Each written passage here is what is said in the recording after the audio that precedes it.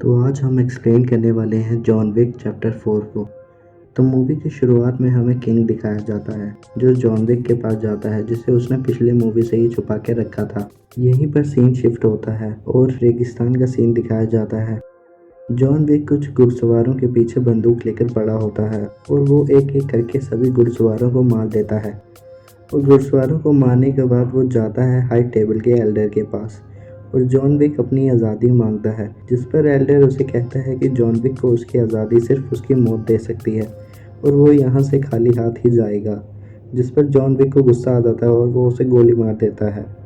अब London hotel का scene दिखाया जाता है। यहाँ हाई टेबल का एक आदमी होटल के मैनेजर से मिलने आता है और उसे बताता है कि हाई टेबल के कहने पर ये होटल बंद कर दिया गया है। अब होटल मैनेजर अपने असिस्टेंट के साथ मार्की से मिलने आता है जिसे हाई टेबल ने जॉन विक को मारने के लिए अपॉइंट किया था। और यहीं हमें मार्की विंसेंट द ग्रेमोंट दिखाया जाता है। मैनेजर मार्की से दूसरा मौका मांगता है जिस पर मार्की उसे बोलता है कि ये सब मैनेजर की नाकामयाबी है।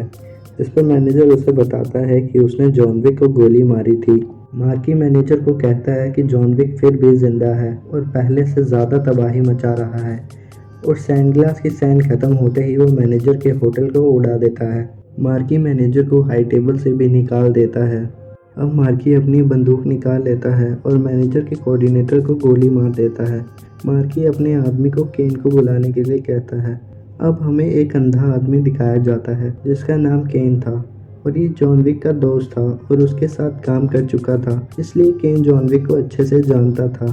केन मार्की के पास आता है और मार्की केन को जॉन विक को मारने का काम सौंपता है, पर केन उसे मना कर देता है, जिस पर मार्की केन की बेटी को मारने की धमकी देता है। मजबूरन केन को ना चाहते हुए भी जॉन विक को मारने के लिए मानना पड़ता है। अब मार्की केन से पूछता है कि जॉन विक कहाँ मिल सकता है, जिस पर केन कहता है कि वो जानता है जॉन विक कहाँ मिलेगा। अब सीन शिफ्ट होता है और हमें ओसाका इंटरनेशनल दिखाया जाता है जो हाई टेबल का ही एक और होटल है। अब एक आदमी अपने कुत्ते के साथ होटल में एंटर करता है और रूम बुक करता है। कोऑर्डिनेटर जिसका नाम अकीरा था होटल के मैनेजर यानी शिमाजू जो उसके पिता भी थे उनसे बात करती है।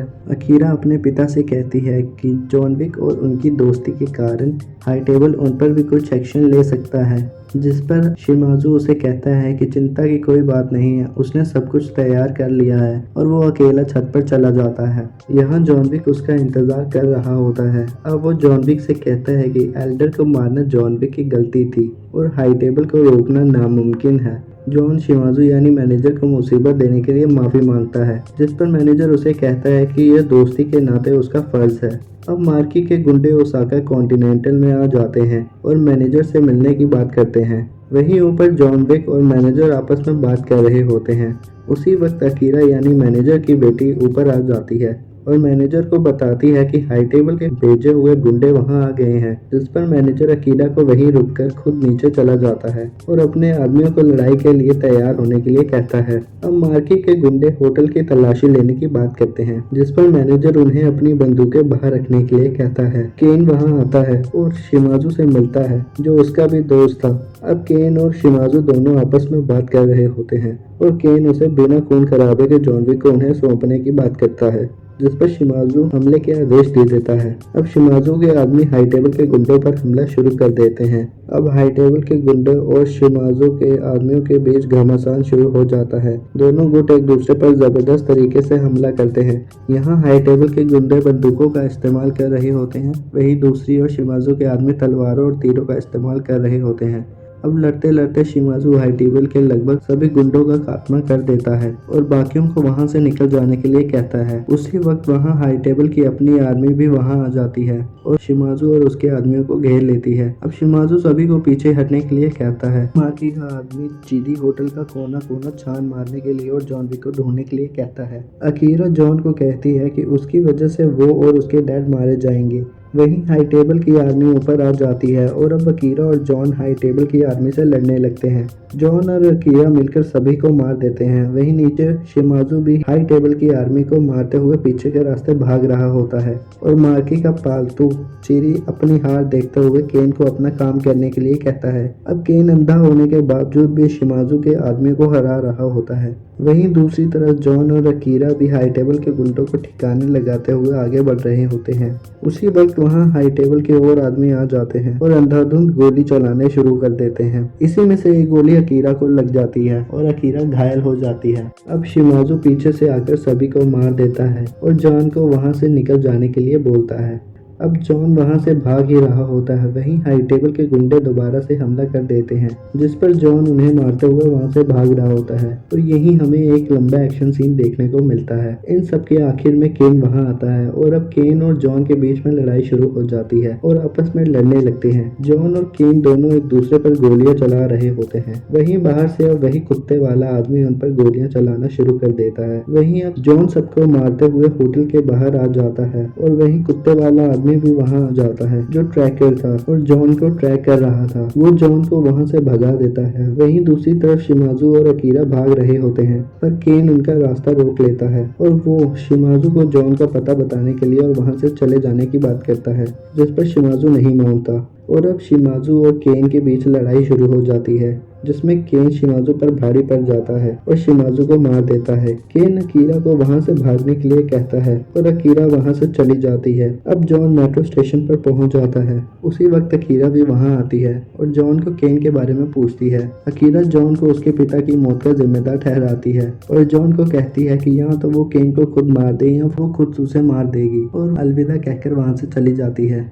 वहीं मैनेजर अब किंग से जॉन से मिलने के लिए कहता है, जिस पर किंग उसे कहता है कि आखिरी बार जब वो जॉन को मिला था तो उसने जॉन को गोली मार दी थी। पर मैनेजर विंस्टन उसे कहता है कि उसने मजबूरी में गोली चलाई थी। वहीं अब केन और ट्रैकर बाहर बैठे होते हैं और केन उसे सलाह देता है कि मार्की को ऑफर एक्सेप्ट करने से पहले ट्रैकर अच्छे से सोच ले। मार्की ट्रैकर से उसका नाम पूछता है, जिस पर वो अपना नाम नहीं बताता। मार्की उससे पूछता है उसने जॉन को कैसे ढूंढा, जिस पर ट्रैकर उसे कहता है कि उसे इसका जवाब देने की कीमत चाहिए। मार्की उससे पूछता है कि उसे क्या चाहिए। ट्रैकर 25 मिलियन मांगता है और 25 मिलियन की इंश्योरेंस अपने कुत्ते का नाम मांगता है। मार्की उससे कहता है कि वो पहले भी जॉन को ढूंढ चुका है, वो इस बार भी जॉन को ढूंढ लेगा, जिस पर ट्रैकर उसे कहता है कि उससे पहले जॉन मार्की को मार देगा और अब मार्की उसके हाथों में चाकू घुसा देता है और उसे जॉन को ढूंढने के लिए कहता है। वहीं जॉन मैनेजर विंस्टन से मिलने जाता है। जॉन मैनेजर को एक पेंडेंट दिखाता है, जिस पर मैनेजर उसे बताता है कि हाई टेबल ने इस बार मार्की विंसेंट डी ग्रमोंट को जॉन को मारने के लिए कहा है।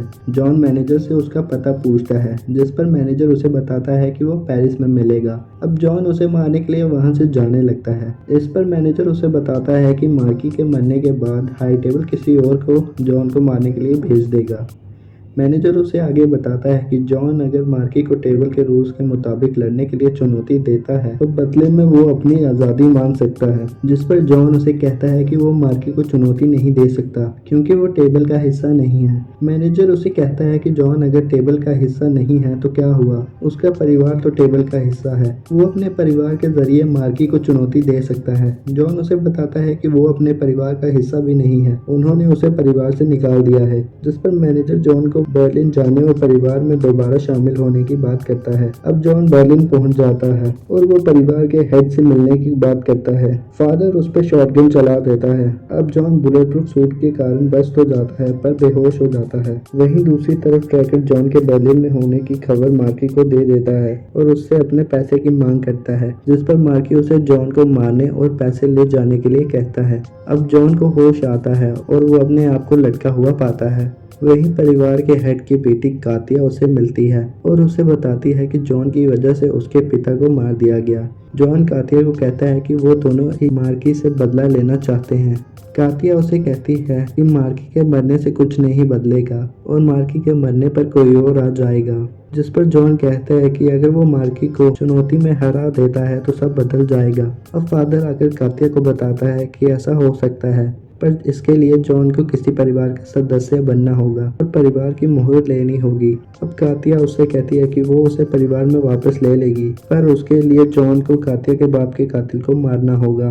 अब कातिया का आदमी जॉन को उसके पास ले जाता है और वहीं जॉन देखता है कि केन वहाँ पहले से ही होता है। केन और जॉन अब आपस में बातचीत करते हैं और उसी वक्त ट्रैकर भी वहाँ आ जाता है और अब लड़ाई शुरू हो जाती है और जॉन कातिया के बाप के कातिल के पीछे पड़ जाता है और उसे मार देता है। जॉन उसका एक दांत तोड़कर सबूत के तौर पर कातिया के पास ले जाता है। वहीं ट्रैकर जॉन को गोली मारने ही वाला होता है कि केन ट्रैकर की गर्दन पर तलवार रख देता है और उसे बोलता है कि जॉन को वो ही मारेगा। अब जॉन दांत ले जाकर कातिया को दे देता है और कातिया उसे परिवार में शामिल कर लेती है और उसे मोहर भी दे देती है। कातिया जॉन को कहती है कि उसका परिवार मुकाबले में उसका साथ देगा। मुकाबले के लिए जॉन के असिस्टेंट के तौर पर मैनेजर मार्की के पास मुकाबले की चुनौती लेकर जाता है। मार्की चुनौती स्वीकार करने से मना करता है, जिस पर मैनेजर मार्की को कहता है कि टेबल्स के रूल्स के खिलाफ कोई भी नहीं जा सकता, चाहे वो मार्की ही क्यों ना हो। अब मार्की कुछ सोचने लगता है, जिस पर मैनेजर मार्की को बहकाकर मना लेता है। मैनेजर मार्की को शर्तें बताता है कि जॉन के जीतने पर जॉन को आज़ादी और उस पर लगे हुए सभी बैन को हटाना होगा। मार्की उसे कहता है कि रूल्स आईफिल टॉवर पर कल डिस्कस करे जाएंगे और उसे वहां से जाने के लिए कहता है। मैनेजर चाहते हुए कहता है कि जॉन के अटेंडेंट के तौर पर जॉन के जीतने के बाद उसे दोबारा से न्यूयॉर्क कॉन्टिनेंटल का मैनेजर बना दिया जाए और दोबारा से हाई टेबल के खर्चे पर उसका होटल खड़ा करा जाए। अब जॉन अगले दिन दोपहर आईफिल टॉवर आ जाता है और मार्की और मैनेजर वहां पहले से ही उसका इंतजार कर रहे होते हैं। जॉन हाई टेबल के आदमी को परिवार की मोहर दिखाता है और मुकाबले की जगह तय की जाती है, जो कि पहाड़ी वाली चर्च थी, और मुकाबले की बाकी बातें भी तय की जाती हैं। अब मार्की अपनी तरफ से केन के लड़ने की बात करता है। वहीं हाई टेबल का आदमी अब सभी के सामने मुकाबले की शर्तें रखता है, जिसके अनुसार मुकाबला सुबह होते ही पहाड़ी वाली चर्च पर शुरू होगा और मुकाबला दोनों के बीच पिस्टल से होगा और दोनों को एक दूसरे पर निशाना साधना होगा। और अगर जॉन जीतता है तो जॉन को उसकी रिहाई और मैनेजर को न्यूयॉर्क कॉन्टिनेंटल दोबारा खड़ा कर दिया जाएगा, और अगर मार्की जीतता है तो जॉन और उसके अटेंडेंट यानी मैनेजर को मार दिया जाएगा। हाई टेबल का आदमी उन्हें ये बताकर वहाँ से चला जाता है और जाते हुए उन्हें ये भी बताता है कि अगर कोई वक्त पर नहीं पहुँचा तो उसे गलती मानकर सजाए मौत दी जाएगी। अब मार्की जॉन को कहता है कि वो हमेशा एक कातिल रहेगा। अब जाते हुए जॉन और मैनेजर आपस में बात करते हैं। जॉन मैनेजर से कहता है कि मैनेजर हमेशा अपने फायदे की सोचता है, जिस पर मैनेजर उसे कहता है कि सभी अपने फायदे की सोचते हैं। अब आगे बात करते हुए मैनेजर जॉन से किसी सुरक्षित स्थान पर जाने के लिए कहता है, जिस पर जॉन कहता है कि उसे पहले कुछ जरूरी काम करना है और दोनों वहां से चले जाते हैं। अब केन मार्की से कहता है कि वो अपनी लड़ाई खुद लड़े, जिस पर मार्की केन को धमकाते हुए कहता है कि अगर उसने जॉन को नहीं मारा तो वो उसकी बेटी को मार देगा। अब ना चाहते हुए भी केन को मारना पड़ता है। अब जॉन चर्च में जाता है, यहाँ केन भी होता है। केन और जॉन आपस में बात करते हैं। केन जॉन से कहता है कि वो उसकी बेटी के पैदा होने के बाद ये सब छोड़कर सुकून की ज़िंदगी जीना चाहता था, पर ऐसा नहीं हुआ। केन जॉन से कहता है कि वो दोनों शापित हैं। आगे केन जॉन से कहता है कि जॉन और अपनी बेटी के बीच अगर उसे किसी को चुनना पड़े तो वो अपनी बेटी को चुनेगा और इसलिए वो जॉन को मार देगा।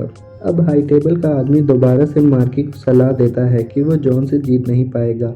जॉन मेट्रो स्टेशन पर आता है।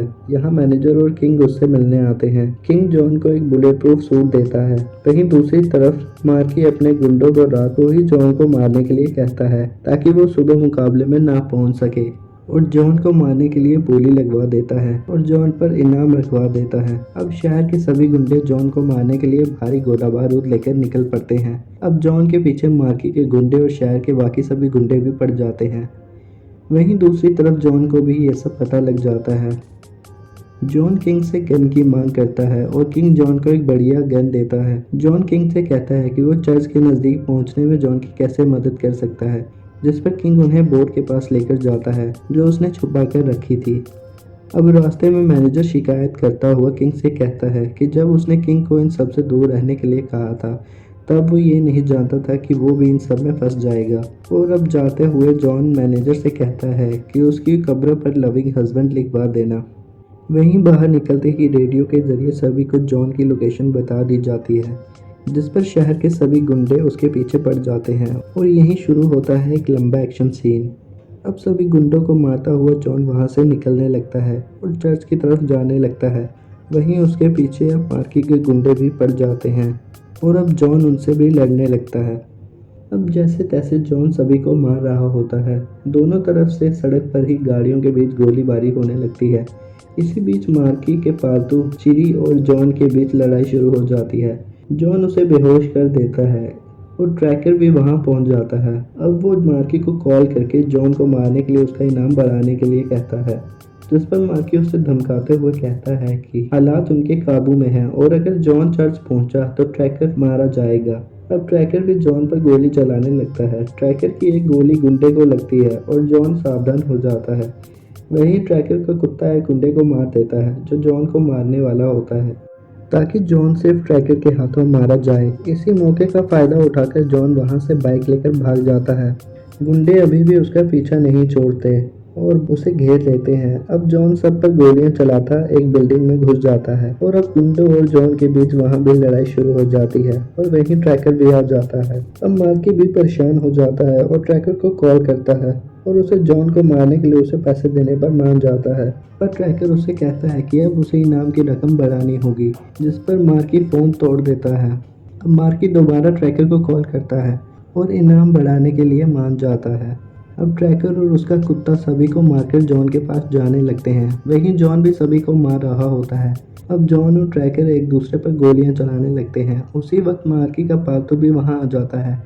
जॉन और ट्रैकर एक दूसरे से लड़ रहे होते हैं और जॉन ट्रैकर पर भारी पड़ रहा होता है, पर वो मार्की के पालतू चिरी को आते देख लेता है। इतने में ट्रैकर का कुत्ता वहां आ जाता है और चिरी पर हमला कर देता है। अब चिरी कुत्ते को मारने ही वाला होता है, पर जॉन बंदूक से उसे गोली मारकर नीचे फेंक देता है और कुत्ते को बचा लेता है। अब जॉन बाकी गुंडों को मारते हुए खिड़की से बिल्डिंग के बाहर कूद जाता है और अब चर्च जाने के लिए सिर्फ जॉन को सीढ़ियां चढ़नी बाकी थी। जॉन सीढ़ियां चढ़ते हुए सभी गुंडों को मारता जाता है, पर गुंडे तादाद में काफ़ी ज़्यादा होते हैं और जॉन सबको मारता जाता है।